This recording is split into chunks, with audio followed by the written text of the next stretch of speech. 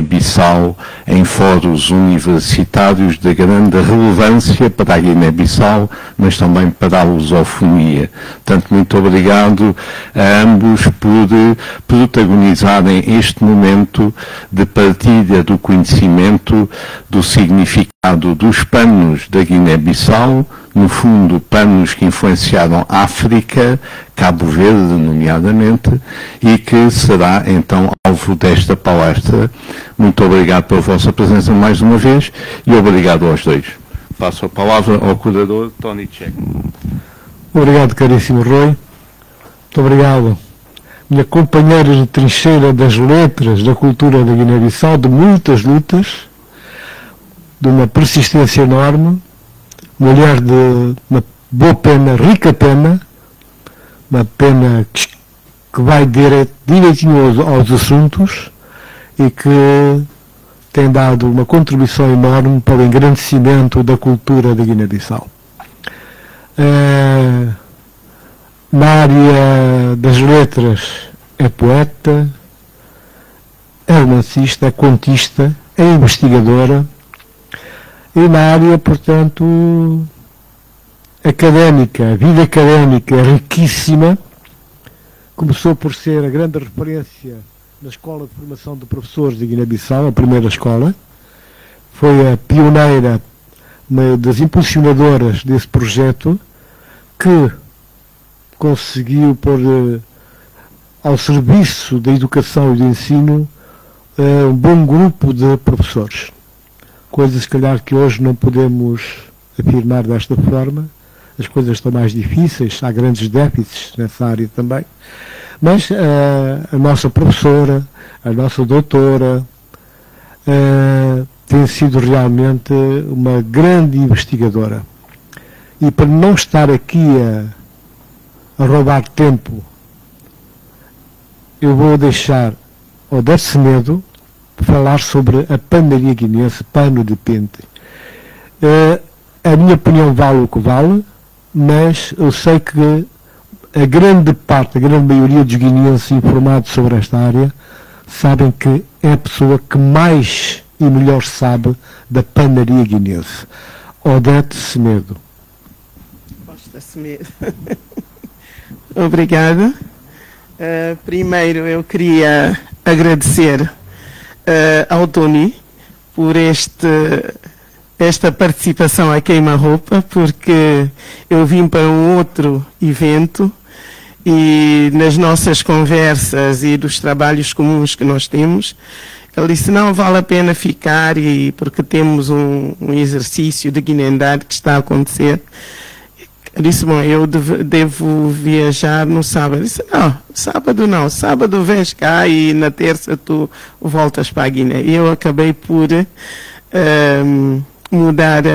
alterar a minha viagem, que deveria ser hoje, sábado, para terça-feira próxima. E eu acho que pela Guiné-Bissau, pela guinendade, vale a pena. E pelos panos de pente também, que é a nossa vida. Sempre que é possível apresentar algo que tem a ver com a cultura guineense, pegando na deixa que Amílcar Cabral nos deixou como património, a luta é cultura e cultura é desenvolvimento. E a Guiné-Bissau neste momento está numa luta para firmantar a democracia, ou seja, para fazer a democracia ser uma realidade. É claro, há muitos pedregulhos, há muitos caminhocinhos, há muito que atravessar, há rios com correnteza enorme que têm que ser contornados e através da cultura nós podemos fazer isso. É a nossa arma, e a nossa arma é a nossa fala, e a nossa fala é também simbolizado pela fala dos panos que eu vou aqui apresentar. Muito obrigada à UCLA por me receber aqui nesta casa, mais uma vez, já cá estive, mas numa visita formal, e hoje nesta que eu julgo informal e mais para... Perdoem, ok, vamos fazer assim. Bom, eu trago falas de pano para partilhar convosco, que é um trabalho que eu venho desenvolvendo já há muitos anos. Sou uma amante dos panos, porque eu cresci no meio dos panos, cresci a ver os tecelões a tecer como presente do meu pai para a minha mãe, vi a minha mãe tirando panos para o enterro, vi a minha mãe tirando panos para enviar, por exemplo, para o Senegal, onde temos parte da família, da parte paterna, mandar como presentes de aniversário, como presentes de casamento. Então, tenho uma convivência muito particular com os panos.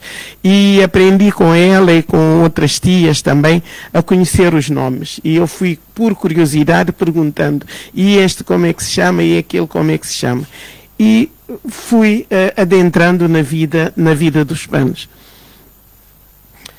E eu fiz isto... Se calhar ficava mais cómoda se pusesse... Exatamente. Então, para ficar mais cómoda, muito. Talvez assim já não fico de costas ali. E muito bem. Olha, então, eu vício de porcelaridade, para quem sabe um pouco de crioulo. Então eu fiz assim 3 recortes para partilhar convosco. A origem, que é a fortuna crítica, o estado da arte, aquilo que se escreveu sobre os panos, alguns padrões só, não trago todos, uso e simbolismo, um olhar sobre a nossa relação com os panos de pinte. É o que vou apresentar aqui. Sei que não temos muito... Falar com o microfone, porque estamos a transmitir então... em direto para ouvirem no YouTube. Tá bem. Desculpem. Então... quer que eu repita? Porque o outro... Sim. Então, eu apresento aqui alguns recortes que vão estar na base da minha apresentação.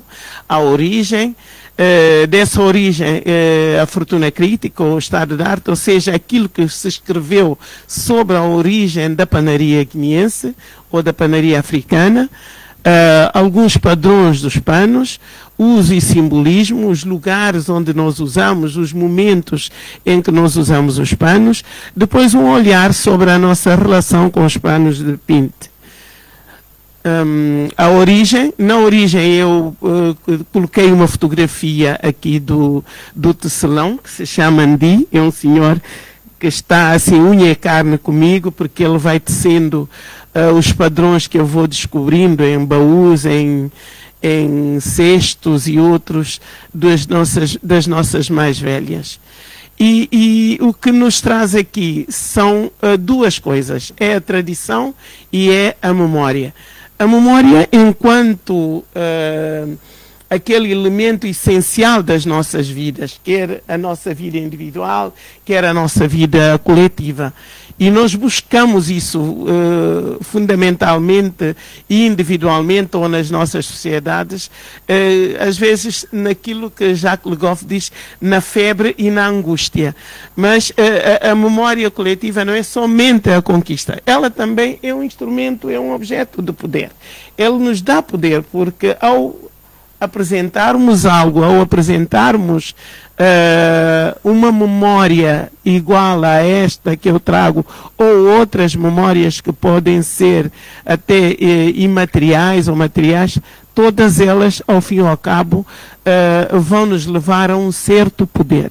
A tradição, eu fui buscar o Honoré Guessi, que fala da tradição não como algo que parou no tempo, mas algo que vai também pegando poeiras daqui, cacos dali, e vai deixando também as suas poeiras naquele momento de passagem de tocha. Portanto, para ele, a tradição, aquilo que é o cerne da tradição está lá. Não sai. Agora, a tradição, tal como as comunidades vão mudando, tal como nós hoje admitimos ter várias identidades, cada uma de nós, e eu dou um exemplo em mim mesmo. Eu, se estou numa festa de manguandade, estou vestida com o meu pano de pinte, estou descalça para poder dançar melhor. Não é a Odete professora que está lá, é a Odete Mandjua que está naquele momento. Quando estou num lugar como este, é a Odete que está a partilhar aquilo que tem. E então, admitindo essas várias identidades, nós também vamos admitir que as nossas memórias, elas também vão transmutando, vão metamorfoseando, mas deixando aquele fio nevrálgico que não desaparece. Tal como o pano obra é o pano essencial de onde partem vários outros modelos conforme os debuxos e conforme as cores que vão sendo usadas. Portanto, eu fui buscar estas duas palavras para entrar no nosso trabalho. E para nós, o que é o pano de pinta? Que é que pano de pinta paguinense? Para nós, Carreira fez um trabalho que é hoje também citado, mencionado, e que vale também por ser pioneiro na escrita e na recolha de fotografias desses artefactos.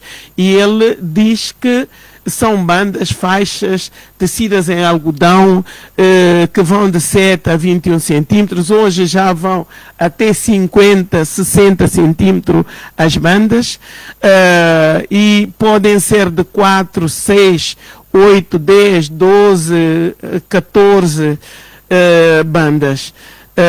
Eu deixei 13 porque é aquilo que Carreira diz, mas na nossa tradição nós não costumamos ter panos com bandas em número ímpar. Todos os panos têm que ser aos pares. Ou são 4 bandas, ou são 6, ou são 8, e ao serem 10 para cima já são os ditos lancons, que são os panos usados pelos régulos. Nós usamos o pano como vestimenta para resguardar, usamos o pano como mortalha e usamos o pano para transportar crianças às costas. E o uso de panos de algodão na costa africana continua António Carreira. Ele nos informa que é anterior a chegada dos europeus àquela zona da África Ocidental. E ele afirma que a origem de toda a panaria é africana. E vai mais e diz que os cartagineses ou povos islamizados que teriam vindo do norte e do nordeste da África teriam sido eventualmente esses missionários, entre aspas, que teriam também levado alguma coisa que tem a ver com os panos, encontrando já o pano africano tipicamente daquela zona ocidental de África. E no princípio do século XVII há um padre que menciona a quantidade de panos que eram usados durante os funerais. Sobretudo quando se tratava de sacerdotes, régulos, jambacus, balobeiros, que são pessoas ligadas à nossa religião de matriz africana. Então, essas pessoas usavam os panos. Os panos, aliás, eram usados durante os funerais dessas individualidades, sobretudo os papéis da ilha de Bucis, ou seja, da ilha de Psiche. Essas cerimônias eram acompanhadas, como se sabe, de cantos e do carpir. O morto era colocado, antigamente, o morto era sentado num banco, numa cadeira, e havia aqueles senhores mais velhos que trabalhavam com a cana, aguardente cana. Chamamos cana de bordão. Então eles vão colocando a colher de pau na boca do defunto e vão colocando a aguardente. Isso permitia o defunto ficar ali durante dias, sem exalar nenhum cheiro. Então era uma forma de eles conservarem o cadáver. Diziam, não, ele tem que beber conosco. Então esse beber com as pessoas que estavam também ali a serem servidas, aguardente, etc., era também uma forma de conviver os últimos dias já depois da alma deixar o corpo. E ainda há um outro estudioso que publicou um livro em 1927 que fala também da presença do algodoeiro, que os panos não caíram por acaso naquela zona da África. Havia também com fartura, como se diz, pés de algodão em quase todos os quintais. E os fios que eram feitos eram cardados à mão por mulheres. As mulheres é que tiravam o algodão do pé e cardavam, transformando em linha.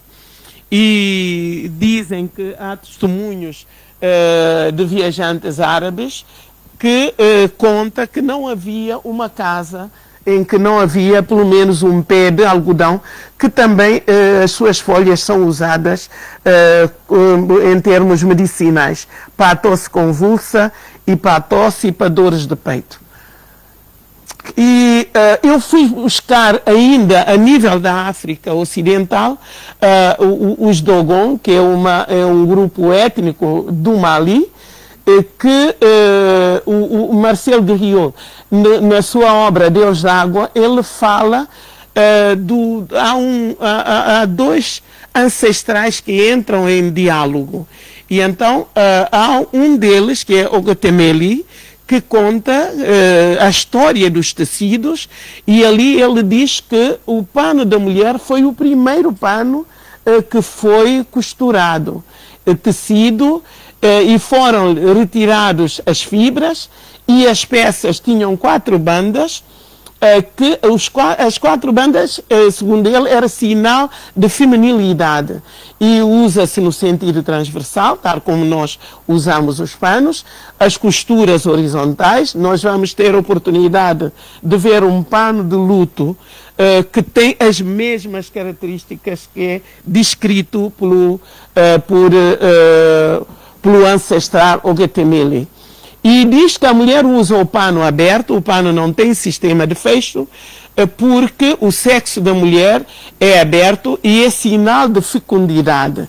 Então, ele apresenta-nos isto como sendo o início da concepção dos panos, que está na mulher, a necessidade da mulher tapar o corpo, proteger o corpo. E a quarta coisa que foi tecida foi a cobertura para os mortos. Essa foi de 8 bandas de riscas pretas e brancas. Nós vamos encontrar também na nossa realidade as mesmas características dos panos. E para eles, as 8 bandas correspondem às 8 famílias que vão sendo multiplicadas, produzindo aquilo que eles chamam de agenciamento, as passagens das terras produzidas. E ela é, assim, um símbolo de vida e de ressurreição. Há um aspecto muito interessante que tem a ver com a nossa cultura. Nós temos, não 8 famílias, mas temos 7 Jorson. 7 Jorson dos papéis, 7 Jorson entre os manjacos e por aí vai. E essas famílias também juntam-se à terra. Cada uma dessas famílias tem um agenciamento com as terras produtivas. Dizem que não pode haver um ancestral que está num lugar que se ocupa das linhagens e que não tem uma bolanha. Tem que ter um arrozal, um lugar onde a barriga também vai ficar satisfeita. O espírito fica satisfeito com esses agenciamentos e vão simbolizar a vida e a ressurreição, porque, tal como para muitos grupos étnicos guineenses, esses também, para eles, a vida está acompanhada de uma ressurreição. o morto é morto fisicamente, mas depois as suas almas voltam como balugum entre os manjacos, mancanhas e papéis, e vêm como as almas para outros grupos étnicos. E o pano para nós ocupa um lugar muito importante na vida, também como na morte, que é visto como ida de regresso onde a alma veio, junto dos seus ancestrais. E aqui temos dois panos que eu coloquei. Este é o Dom Fafé e o outro é um pano meada branco. E aqui eu explico também que são cortadas, são longas bandas que são cortadas e as suas pontas são torcidas em cadilhos. As costuras podem ser simples ou podem ser também aquilo que nós chamamos camacha. Camacha são esses riscos que nós estamos a ver, não são riscos, parecem bordados, feito com linhas, com agulha de costura normal e com cores muito vivas para realçar o tom dos panos. E as longas bandas que os tecelões fazem é uma espécie de tripa que ele vai tecendo e vai juntando. Depois são cortadas e as bandas podem ser todas elas brancas, cortadas, mas estas são utilizadas como conaçabá, que são os panos mais pequenos, mais curtos, que é tipo um saiote de baixo, é uma saia de resguardo. Este também tem, os panos brancos são panos de resguardo, os mais pequenos, de 4 bandas, e estas são marcadas e usadas sobretudo por manjacas e papéis, e hoje já a maioria dos grupos étnicos usa. Esses panos podem ser marcados ou bordados em todo o corpo do pano, ou então só no canto, na extremidade esquerda do pano, que fica do lado esquerdo de quem usa o pano, porque é ali que fica o fecho do pano. E denominação pano de pinte. Muitos dizem, mas por que é que não dizem só pano?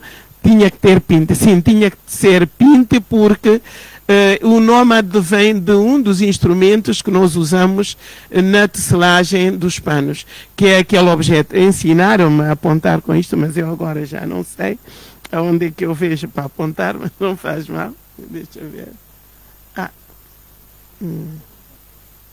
Não, ainda não é. Ok. Já sei. Então, esse material com aspecto de pente é o essencial, é um material essencial na tecelagem de pano. É este e é o liço que vamos encontrar mais à frente.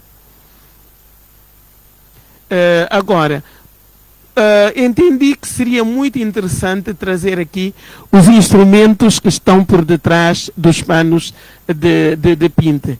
É tudo coisas recicladas. Não há nada que tenha sido fabricado para ser usado nisto. Ou é jante de um carro, de uma roda de carro, são pedaços de madeira que são aproveitados, são, por exemplo, aquilo ali que está como canela, é um tubo de linha que é aproveitado, acabadas as linhas, então isso junta-se e oferece-se aos tecelões para usarem como canela. E a canoa, ela pode ser feita de um pedaço de madeira que se pode pegar num carpinteiro. Então é tudo material que se vai buscar à natureza para construir o nosso tear. Agora eu trago aqui vários aspectos. Tem o pedal. O pedal é um dos instrumentos essenciais porque ajuda a movimentar o liço, e temos a canela e a canoa já com a canela já cheia de linha, e temos o pente, e temos ali embaixo também o aspecto do pano em processo de tecelagem. Agora temos aqui o liço e os dentes de tiar. É importante porque é através dos dentes que se vão movimentando todo o material onde está dependurado o liço. O liço é aquele instrumento que está ali, se podemos assim chamar, aquele material que tem um emaranhado de linhas, mas se virem todos aqueles fios estão diretamente ligados a uma linha que sai. E vai depender, se quisermos um pano leve, pode levar 4 linhas. Se quisermos um pano pesado, que serve para quase todas as cerimônias, são usados 6 linhas. E ainda há quem peça, se sentir o peso do seu bolso, há quem peça 10 linhas para fazer um pano e dizer: o meu pano é um pano pesado. E os tecelões, na verdade, são os artífices, são os criativos desses artefactos. São eles que inspiram-se na natureza, nos barcos, nos marinheiros, na vida do dia a dia, numa trança de mulher, numa abelha que voa, numa borboleta, num cacho-martelo, etc. E vão criando os motivos dos panos. Às vezes um acontecimento comunitário é motivo também para a criação de um pano, como a chegada do vinho de garrafão Dom Fafe. Era Dom Fafe que nós viramos em Dom Fafé. E então as malhas da ráfia com que é tecido a proteção do garrafão inspirou os tecelões a fazerem esse pano que eu mostrei logo ao abrir da apresentação. E a cada motivo que encontramos nos panos tem um nome, tem um lugar onde um momento onde é utilizado. Ali temos a simbolizar uma menina manjaca, ainda solteira, que não tem compromissos. Isso vê-se pelo tamanho do pano. Se não tem compromissos, não foi prometida, pode usar os panos acima dos joelhos. Portanto, para dizer, eu estou livre. Quando já é casada, vamos ver que o pano desce e vai já lá para quase perto do tornozelo. E temos aqui meada preta e meada branca. São 2 panos que são utilizados como mortalha. É a última, até hoje, é a última peça que se coloca por cima do defunto antes de se colocar a tampa do caixão ou antes de o corpo ser envolvido em esteira, no caso dos papéis, no caso de manjacos, que a pessoa diz: eu quero ser enterrado desta maneira, e então a comunidade vai e cumpre com aquilo que é o desejo do morto quando em vida.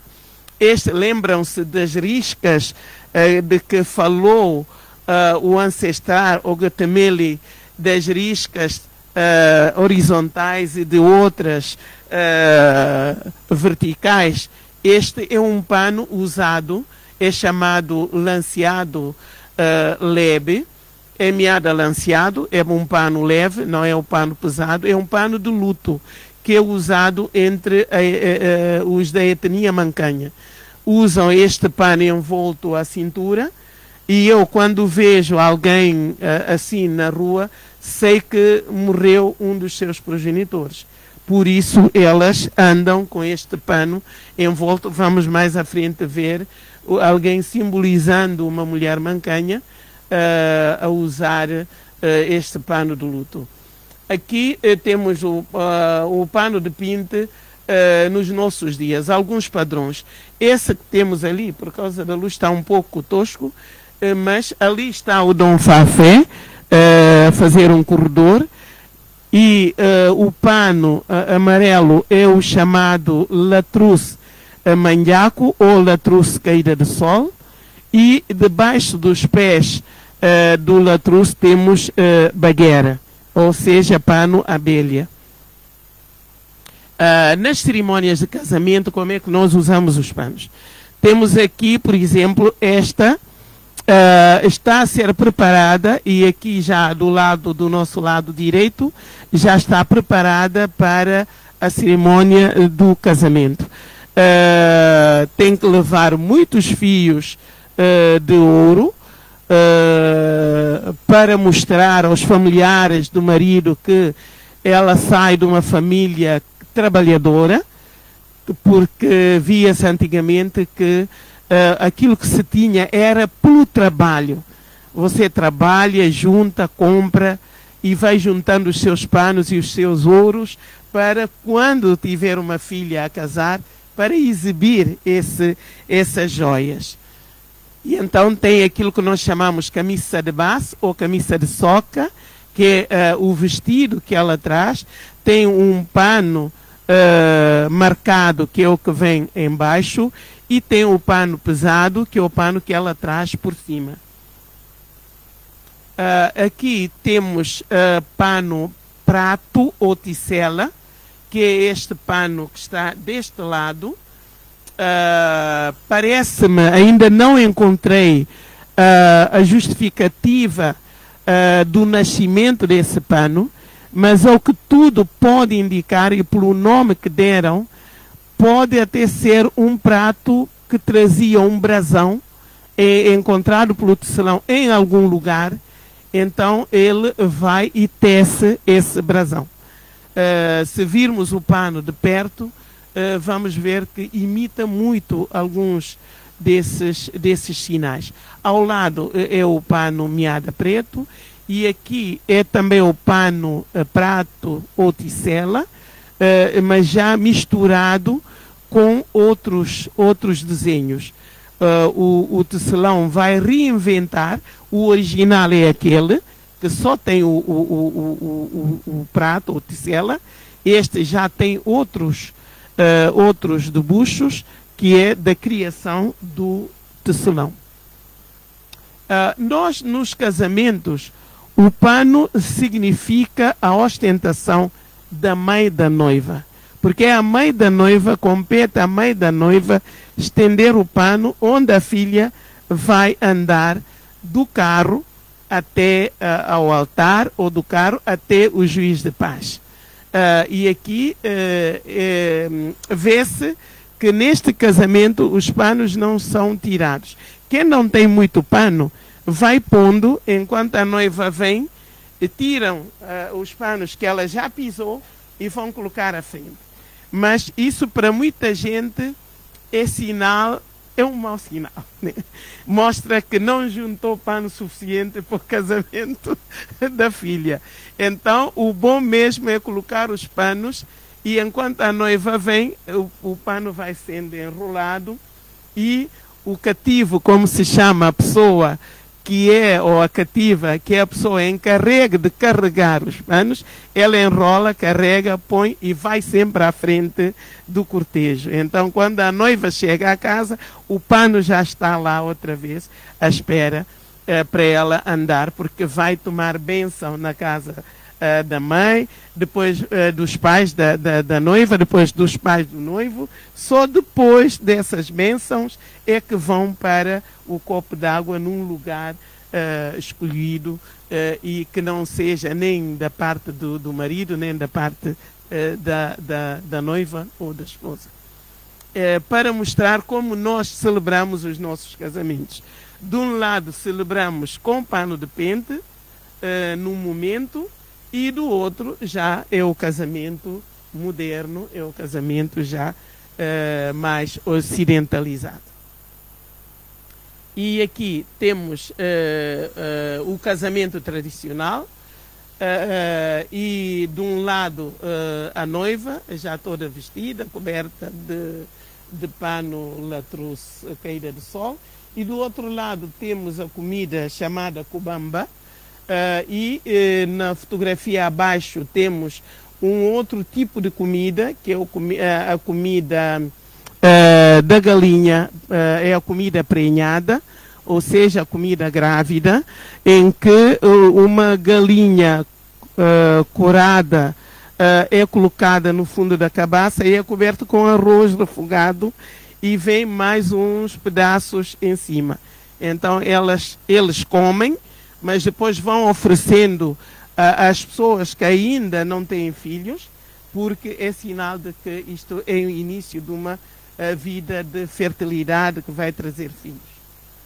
Aqui é a noiva na reclusão, porque durante o casamento tradicional a noiva tem que ficar dentro por uns dias e é aconselhada pelos familiares da mãe e do pai. Depois é lavada e cortada a linha de baiudeza, ou seja, aliás, a linha de virgindade ou de menina, e passa a ser colocada a linha de mulheres. A partir deste momento, depois do casamento, ela já pode estar na manhoandade das pessoas, das mulheres. Mas se não fizer esta cerimónia, não pode, porque ela ainda é considerada, apesar de casada e até de ter filhos, que ela ainda não é lambe, que ela ainda é blufu entre as mulheres.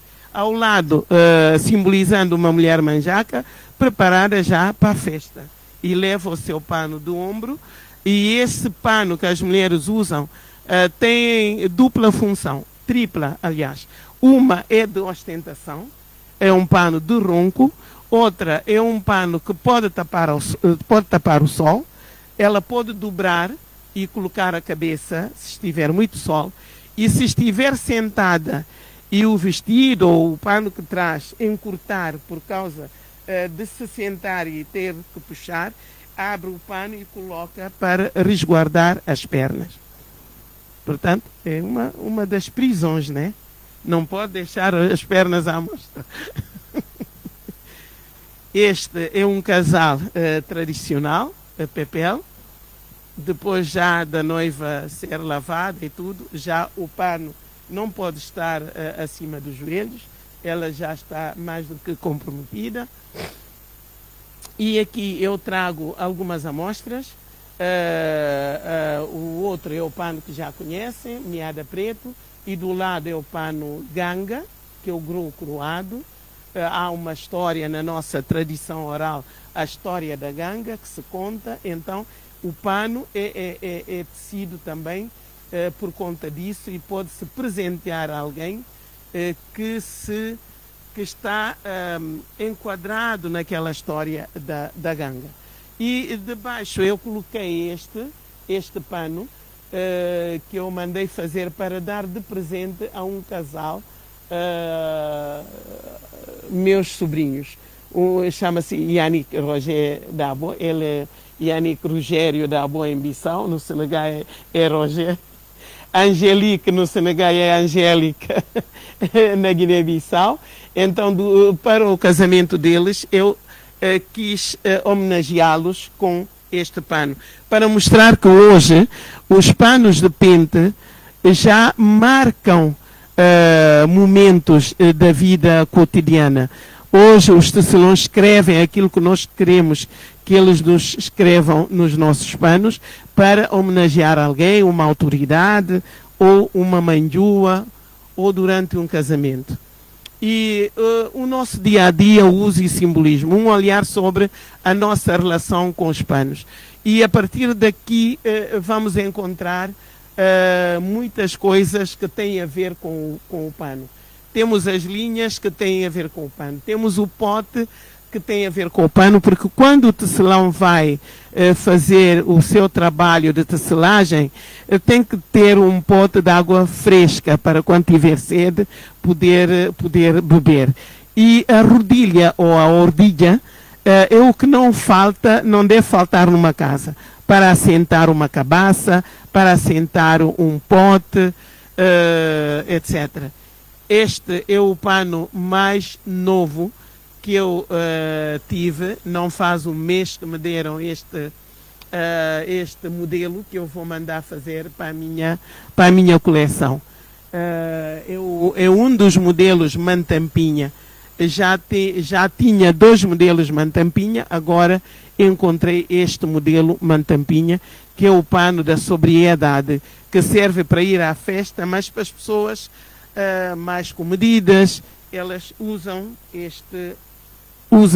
estes tipos de panos que são feitos de linha branca e preta, ou cinza, ou então aquilo que os tecelões chamam mafé de cachur. Mafé de cachur é uma cor ocre, então como é que se diz? É um branco sujo, que não chega a creme.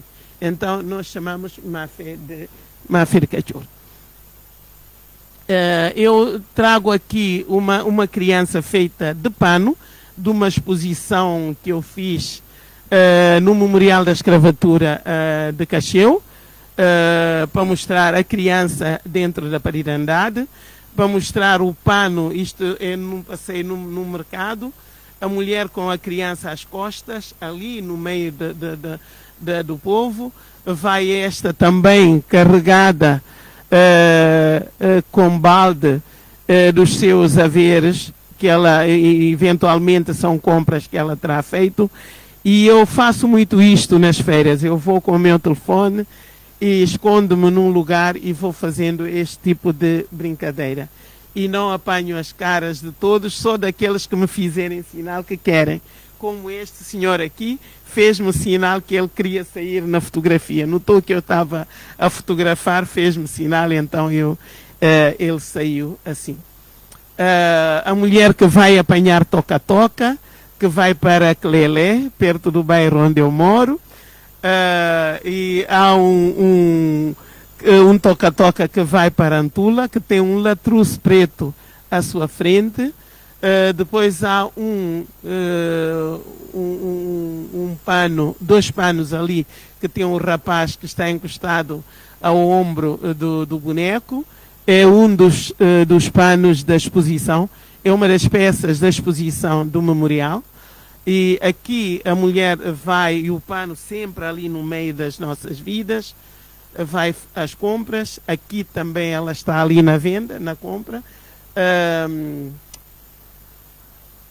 E aqui está a simbolizar a mulher mancanha, que está de luto e leva o pano à cintura. Esse mostra o rolo da banda, que ainda não é cortada, simbolizando, esta é a tumba. Entre os banjacos é usual usarmos a tumba ou para saber da causa mortem, ou ainda para saber se há algum mal que deve ser evitado, porque eles preveem que vai haver uma doença, vai haver um surto, uma epidemia, então ali levantam a tumba e fazem tais cerimônias. E a mulher é que fica à frente dessas tumbas. São mulheres balobeiras ou jambacus. Ao lado está uma peça também da minha exposição no Memorial de Escravatura de Cacheu, mostrando o luto e as lágrimas saindo daquele grande olho que está aos pés daquele que está ali em pé.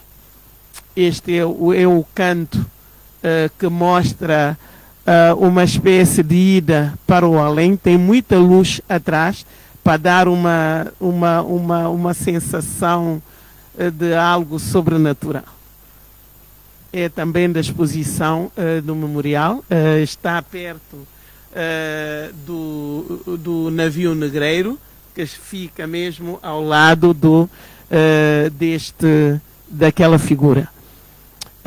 Também outras figuras que mostram o uso do pano. Este manequim está a simbolizar um régulo, e ali temos o régulo a simbolizar o régulo e a sua noiva, com os panos para onde onde aliás devem colocar os pés. Depois, no Tokachur. Tokachur é a celebração da morte. Então, nessa celebração da morte, os panos têm voz e têm vez. Este pano que este aqui traz, que está do lado direito, chama-se o Jurebaca. E nós temos um provérbio que diz: se o medo o Jurebaca, o catafola a cabeça. Quem tem medo dos olhos de um boi, não esfola a cabeça. Portanto, temos que ser ousados e não nos intimidarmos por olhos arregalados. E ao lado temos um também que vem com o seu lancon e traz um baba cacheu na cabeça, como turbante. O outro traz ramo de coco lanceado à cabeça. Aqui mais um outro prato, um outro pano prato, e aqui uma mulher indo à feira com o pano na cabeça, né? Uma banda. Nós utilizamos muito a banda para, como é que se diz? Para amarrar a cabeça, como a gente diz, ou para pôr, ou folha a cabeça, como se diz em Cacheu. E esses lenços têm um segredo, como este que eu trago hoje. Quando se está muito calor, o lenço é uma espécie de para-chuva, né? Neste momento eu não tenho calor a descer pelos meus olhos por causa deste lenço que eu trago, porque não vou poder pegar, depois estar a limpar sempre. E é uma estratégia.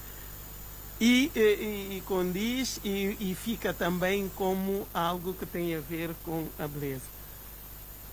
Aqui, dias de festa e de sobriedade. Temos ali o pano Dom Fafé e ao lado temos o pano Abelha. É pano Baguera e ali é o Dom Fafé.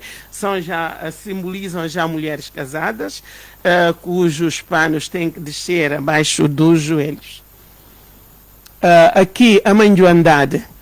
A manjoandade é um dos pontos alto da nossa cultura. É ali o lugar de interação, é ali o lugar de conhecimento, é ali o lugar de muita mistura, muita miscigenação. E o que traz sabor a uma manjoandade é a tina e a cabaça. Então temos ali mulheres de uma manjoandade numa dança e a tocarem aquilo que hoje chamam tambor d'água. E aqui temos mulheres de Caió, com os panos marcados, porque elas são peritas na marcação de panos, ou seja, em bordados. E tudo isto é feito à mão. Aqui temos uma mulher pronta para ir para uma festa, para ir falar mantenha, e temos uma menina que ainda não é casada, não está prometida. Algumas tarefas e acessórios por detrás dos panos. Como viram, os panos não têm fecho. Então, nós utilizamos a cingadura, este material aqui, para atar à volta da cintura e pegar os panos para evitar que os panos caiam. E são feitos por homens. As mulheres muitas vezes ajudam e fazem os pompons, e os homens fazem aquela parte de cima onde os pompons são atados. Mas a maioria dos fazedores de cingadura são homens. A agulha, a linha, alguém disponível, uma mulher disponível para cozer os panos, para fazer os cadilhos, é sempre necessário para que um pano fique pronto para uso. Temos mais uma amostra de cadilho, de pano, do avesso. E temos aqui outro olhar sobre os panos. O pote com o pano azul ali indicando a saída da água de um pote ou a entrada da água para dentro do pote. Temos o pano lanceado no chão indicando o lugar onde os mais velhos colocam os seus pés, e temos ao lado alguém na sua vida de dia a dia atando o seu pano lanceado. Temos aqui uma amostra de como nós secamos os panos. Nem sempre os panos novos são secos, são colocados no chão para secarem, ou por cima das pedras, ou em arbustos rasos que parecem relevados, mas que não são. Este pano chama-se pano marinheiro, parece a rosa dos ventos, e entende-se que eventualmente quem fez viu uma bússola, viu alguma coisa parecida e então inventou, criou este pano. E temos ao lado o Dom Fafé, que me persegue, e aqui temos o pano na feira. Quem vende, quem compra, o pano está entre as mulheres e os homens, que também estão ali. Eu estou a mostrar aqui uma casa, a mostrar como o pano faz parte da vida, onde está um chambre, uma espera. São aqueles vestidos largos, frescos, para estar no dia a dia em casa. Onde nós colocamos isso a secar, tem sempre um pano ali no estendal ou na corda de seca-roupa, como a gente chama na Guiné-Bissau. Temos aqui espaços de exposição no Memorial de Escravatura de Cacheu, com as nossas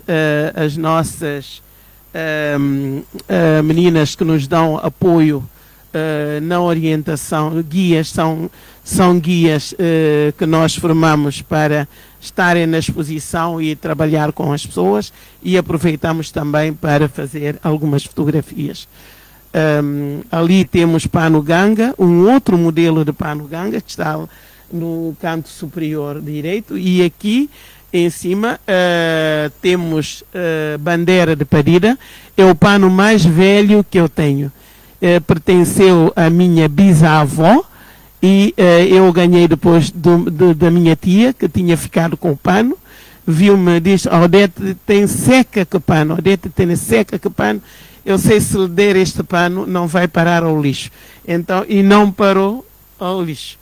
E debaixo desse pano nós temos Baiú da Serpente. Esse pano Baiú da Serpente hoje já é feito com algumas alterações e é chamado Titina Silla, em memória à heroína da luta de libertação, Ernestina Silla. Aqui temos dois momentos de grandeza. A sobriedade deste pano Lancôme e a sobriedade de um homem que deu a vida pela liberdade de dois países irmãos, a Guiné e Cabo Verde. Amílcar Cabral está homenageado, está simbolizado em vários tipos de panos de pente, a verde, a vermelho, a bordeaux, a cor de vinho, a mafé de cachur, em todas as cores. Então, ele está aqui simbolizando a liberdade, simbolizando a luta pela justiça, a luta por uma cultura que nos leve ao desenvolvimento, porque ele nos ensinou que cultura é desenvolvimento. E aqui temos os panos, outra vez, com os seus vendedores. Aqui o pano Ujurabaca, azul, a mulher ali debaixo do limoeiro, a pilar tempra. Nós chamamos pila tempra. Aquilo é um pilão, é um pilãozinho de tempra, e o pau.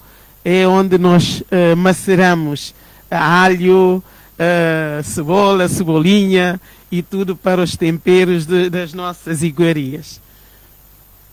Aqui são os nossos estandes de panos de pente que nós encontramos em vários cantos do país, sobretudo em Bissau e no interior durante os lumos, que são aquelas feiras de troca que são feitas, realizadas semanalmente em cada canto do país. E, concluindo, na Guiné-Bissau, o pano ocupa um lugar de importância incomensurável na manifestação da vida, do nascimento às festividades comunitárias e à morte, que é também celebrada. Os panos falam com os guineenses, que são capazes de os decodificar pelas cores e debuxos que os matizam e interpretar a mensagem que cada pano simboliza. Do bambarã ao pano de ronco, ostentação, passando pelos panos de mortalha e de luto. No pano mostra a organização dos ciclos de vida, da morte ao enterro e à ressurreição. Porque também há panos para os nossos balúguns, para as nossas assalmas. Através da presença simbólica dos ancestrais, balúguns ou as almas, em muitos casos representados pelos friquilhas, fincados nas casas de família. Através das suas cores, os panos falam, pois conforme nos ensina Ampatebá, tecer vincula-se ao simbolismo da palavra criadora que se distribui no tempo e no espaço. O grito dos panos pretos de luto. Os panos tingidos de vozes cerimoniais que acalentam. Os panos leves de vozes frescas, enfrentando o calor dos dias quentes de África. Os panos coloridos, feitos tapetes, que nas suas vozes também coloridas, cantam no caminhar dos pés da noiva. Os panos que sorriem matreiros, balançando no gingar das ancas das moças. Os lancom de vozes imponentes, ditando a hora do enterro. A fala morna dos miadas, contando o peso do luto da mulher. Vozes e falas alegres de Bandeira de Padida, de Latrus e de Dom Fafe, cantando nos ombros e nas cinturas de mulheres. Quão bom é ser livre, ter voz, ter palavra. Os panos simplesmente falam. E muito obrigado.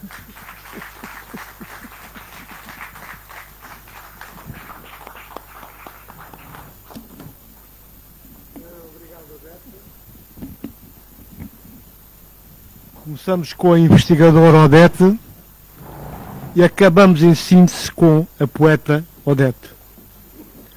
As últimas palavras são um poema de conhecimento, um poema que define a idiosincrasia guineense, a nossa guineandade. Falou e falou bem.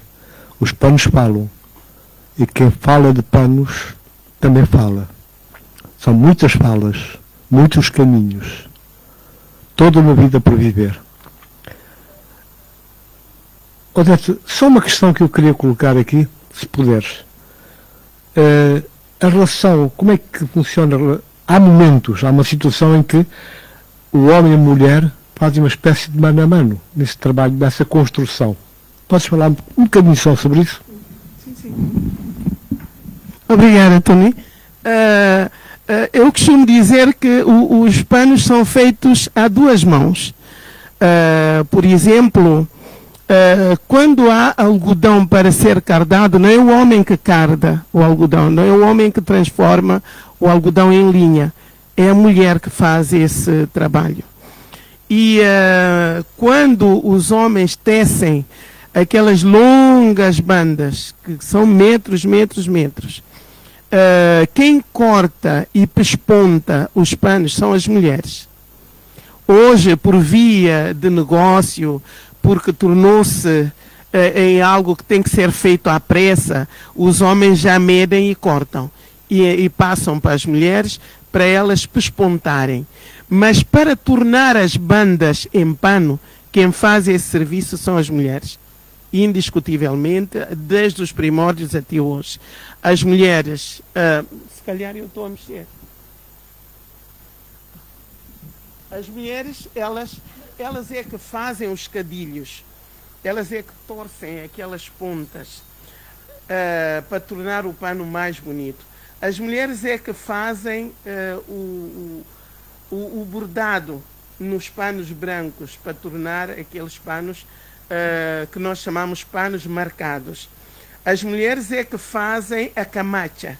A camacha, que é aquela costura em linhas de cores muito vivas que juntam as duas bandas, vão juntando banda a banda até que complete 6 e se complete um pano. Portanto, o homem tece, a mulher corta, pesponta e cose. E transforma a banda longa num pano para cobrir, para se tapar do frio, para se tapar as vergonhosas partes, como diz Camões no canto 5º, quando fala dos egípcios. Os egípcios são todos eles, que com os panos mais leves faziam de turbante e outros tingidos tapavam as vergonhosas partes. Portanto, homens e mulheres de mãos dadas ali, e a criança também. A criança é aquela que ajuda o tecelão a marcar os passos com o liço. Quando chega o momento de mudar para outro desenho, é a criança que vai e levanta o tecelão, volta a colocar a canela, aliás, a canoa, com a canela da cor que quer pôr ali no debucho que está presente no pano. Portanto, é este mano a mano para a construção do pano. Tanto assim que tanto o poeta Tony Checa como o poeta Nelson Medina, ao falarem da construção da nação, comparam a construção da nação a tecelagem de pano, que é feita em 2 mãos. Não 2 mãos, mas 2 pares de mãos. Mãos de fêmea e mãos de macho, como a gente diz em crioulo, para juntar o sentido e juntar, portanto, a nossa ação no caminho do desenvolvimento. Uma questão.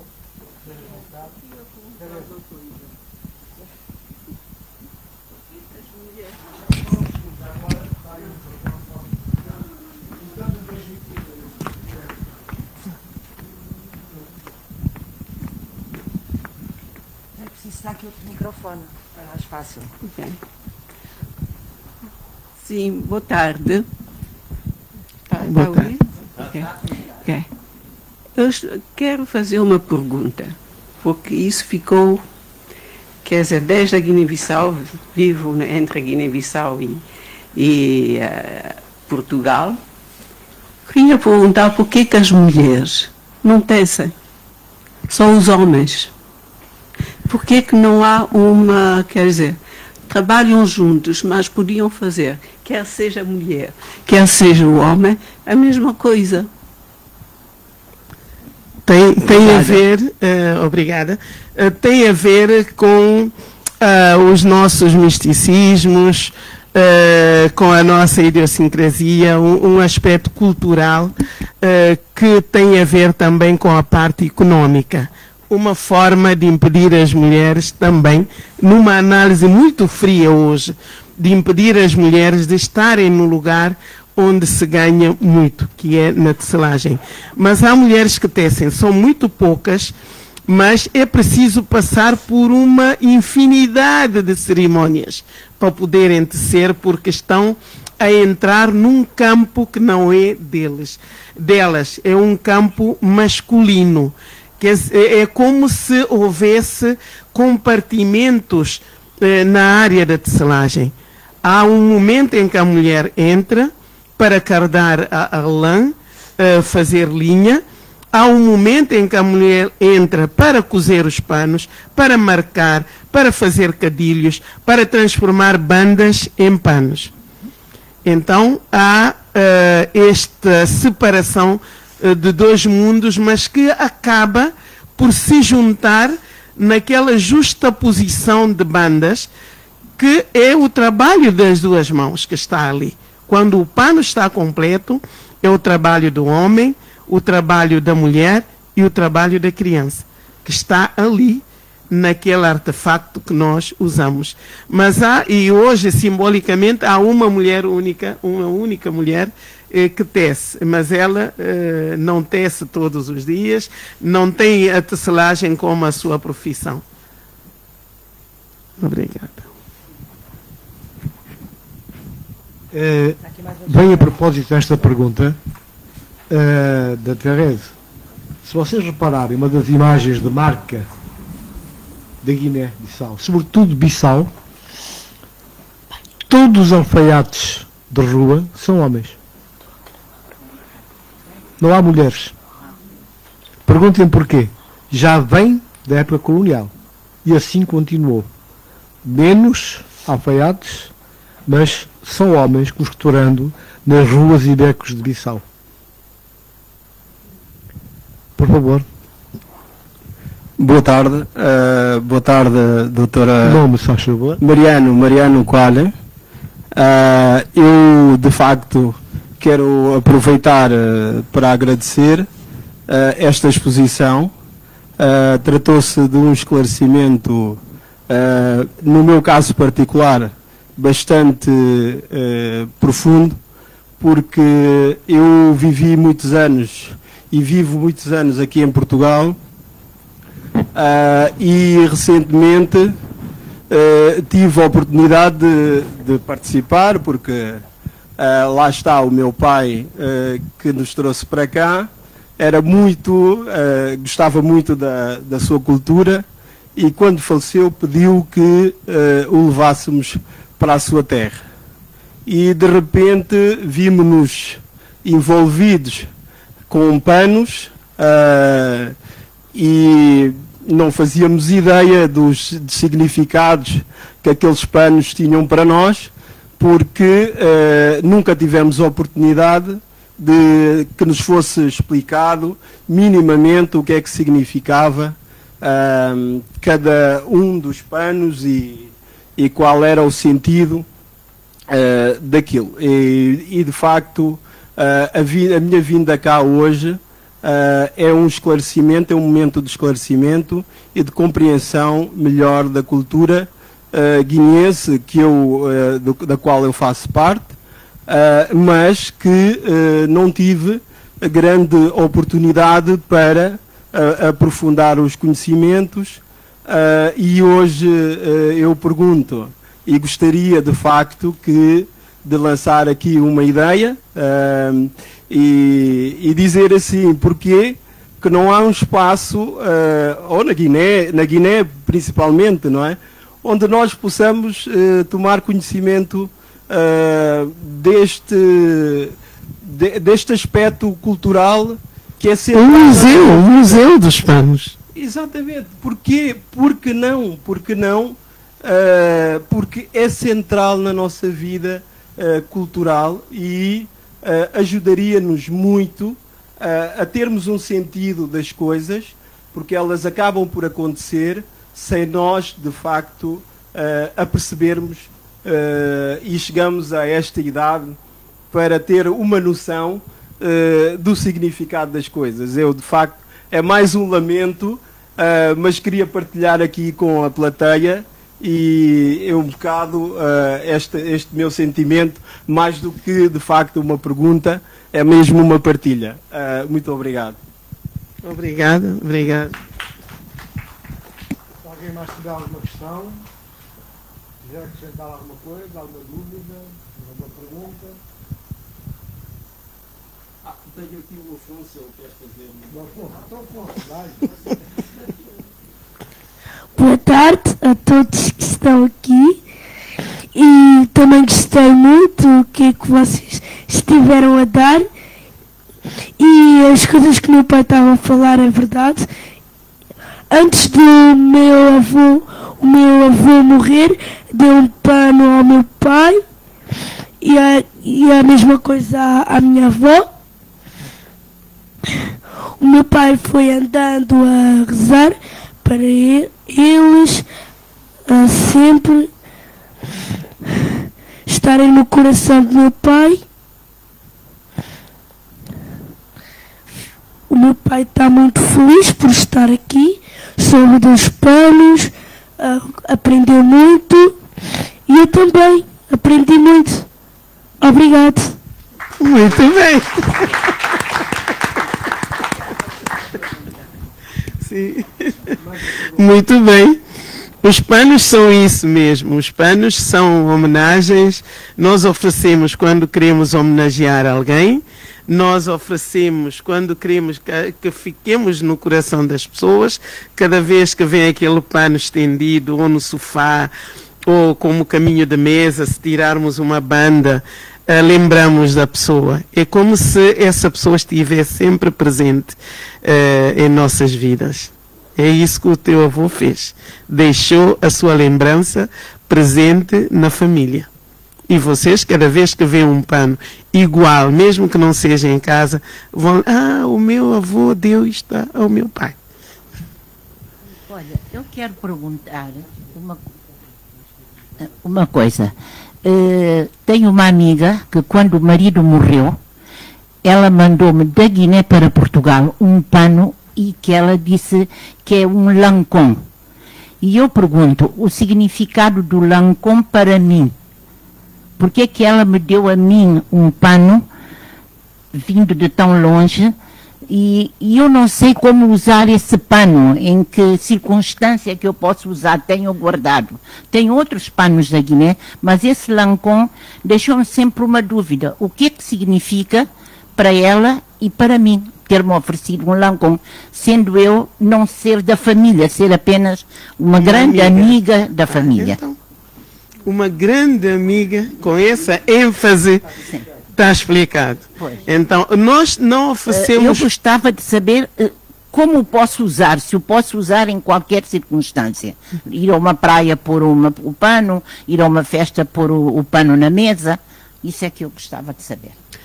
O que ela fez, com certeza, tirou entre os panos que ela recebeu, porque normalmente quando morre alguém, cada um de nós que vai a mantenha aqui e que é da família que nós chamamos pertencido, família pertencido é família de sangue. Não levamos apenas um pano, levamos dois. Um é para os nossos ancestrais que lá estão, é uma encomenda que nós damos ao morto, ao defunto, e o outro é para o defunto ou a família. E a família vai ver o número de panos que vai colocar no caixão. Pode dizer, não vai mais de 50 panos. Ou não vão mais de 100 panos. Há funerais em que há 200 panos ali, todo mundo quer que o pano vá. Então resolve-se desta forma. Não vão todos para a terra, vão ficar na mesma, e os que deviam ter lá, vão ter na mesma através dessa pessoa amiga. Então ali escolhemos os netos e damos os sobrinhos que eram próximos e que eram confidentes. Nós sabemos que há tias e sobrinhas que são mais do que mãe e filha. Então, quando há essa relação conhecida pelas pessoas, reserva-se um grupo de panos e vamos dando às pessoas. Damos aos netos e fica ao belo prazer deles. Se quiserem cozer, como o lancon é grande, é enorme, pode ter 10, 12 ou 14 bandas. Se quiser fazer colcha, pode. Se quiser dividir entre as suas filhas, para fazerem caminho de mesa, colocar um rendilhado na ponta, para imitar uma camacha, pode. E se quiser levar para a praia, pode. Porque em qualquer lugar onde quer que leve, nós acreditamos que aquele pano é um guarda. É um guarda, é algo que protege. Portanto, não tem mal nenhum. Pode usar como quiser. Se quiser na sala, por cima do sofá, pode usar. Deu do coração, com certeza. Para tirar de lá e mandar para cá, sim, é porque de facto são amigas. Somos muito amigas. É. Obrigada. Por nada.